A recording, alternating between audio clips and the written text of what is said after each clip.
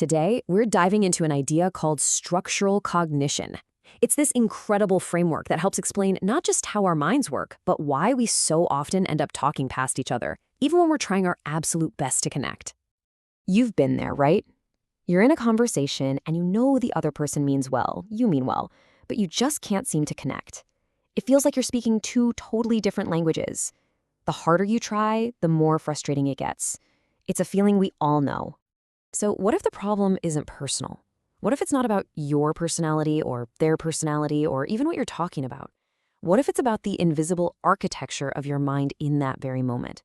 The idea here is that the actual shape of your thought process can become temporarily incompatible with someone else's.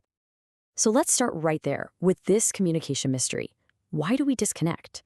Well, the answer, it turns out, is often less personal and more structural than you'd ever imagine. This quote just nails it. That friction you feel, that sense of being misunderstood, that feels so personal and emotional, a lot of the time it's really a structural misalignment. Think of it like trying to jam a square peg into a round hole. It's not the peg's fault, it's not the hole's fault, the shapes just don't match. Okay, so to really get how this works, we need a better metaphor for the mind. So forget thinking of your mind as a computer for a second. Instead, let's imagine it as a kind of physical terrain. In some moments, your mind is like this wide open plain. You can see for miles. Possibilities are branching out in every direction, and you feel this incredible sense of freedom. You can wander around, connect ideas that seem miles apart. You could just play. But then, in other moments, that landscape just completely transforms. It becomes a steep, narrow canyon. The walls have closed in. Suddenly, there's only one path forward, and your entire goal is to get to the end of it as fast as you can.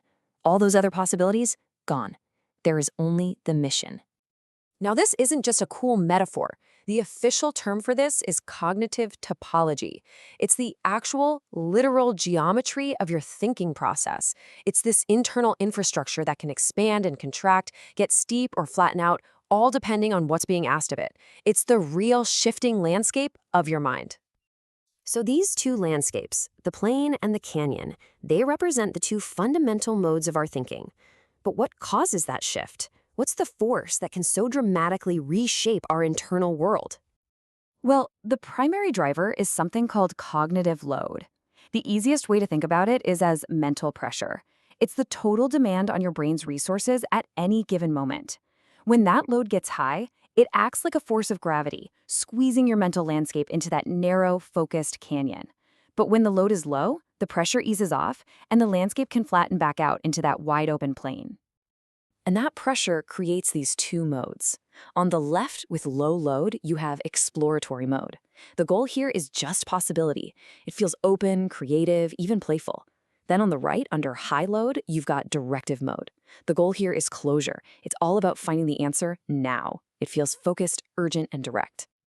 You know what exploratory mode feels like. It's when you're brainstorming with your team and no idea is a bad idea.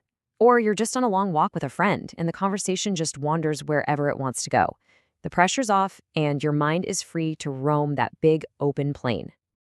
And you definitely know directive mode. Think about trying to navigate in a crisis. You're only looking for the exit sign. Or when you're crushing a deadline and you're just laser focused on getting the project shipped, your whole mental world has narrowed down to a single urgent task. There is no time to explore, there's only time to execute. So, this is where it all comes together. What happens when these different mental landscapes, these different modes, try to interact with each other? This is where we see the geometry of human connection, or human conflict.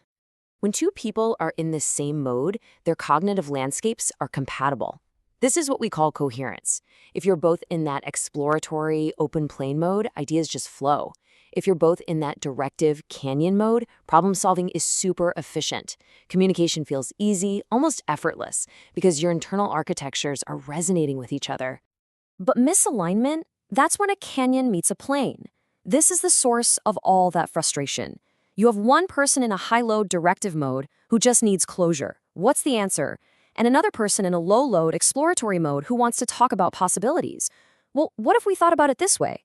To the canyon person, exploration feels like a waste of time. To the plain person, the demand for an answer feels rigid and harsh. Their mental geometries are just incompatible. And that's the beautiful simplicity of it. It's really just these two modes and the constant fluid transitions between them. This is the hidden grammar running underneath all of our interactions. It's not about a million different personality types. It's about this fundamental dual system architecture. Now, here's where the idea gets really, really big. This doesn't just apply to two people talking in a room. It scales. The future, it turns out, is structural, with huge implications for our teams, our societies, and even artificial intelligence. See, this same dynamic, this same set of rules about cognitive topology and load, it applies at every level. It works for an individual, a small group, an entire organization, and pretty mind-blowingly, it seems to apply to synthetic minds like AI as well. Just think about it. A company facing a huge crisis goes into a collective directive mode. The focus narrows for everyone. The mission becomes singular. On the flip side, a society that's experiencing a period of peace and safety enters a collective exploratory mode. You see an explosion in art, science, and new ideas. It's the same architecture, just playing out on a massive scale. And this brings us right to the cutting edge, AI. This quote is absolutely crucial. An AI that could only ever explore, that couldn't narrow its focus when the pressure is on, would be incredibly fragile. It couldn't prioritize. It couldn't make a hard choice. It would lack the exact structural flexibility that we recognize as true intelligence. So we'll end on this really provocative thought. What if the whole challenge of creating safe, beneficial AI, what we call alignment, isn't really about programming it with a long list of ethical rules? What if true alignment is about building a synthetic mind that shares our fundamental architecture? One that can widen and narrow, that can shift between modes, and can therefore truly connect and resonate with our own cognitive landscape. It's a completely different way to think about the future of intelligence itself.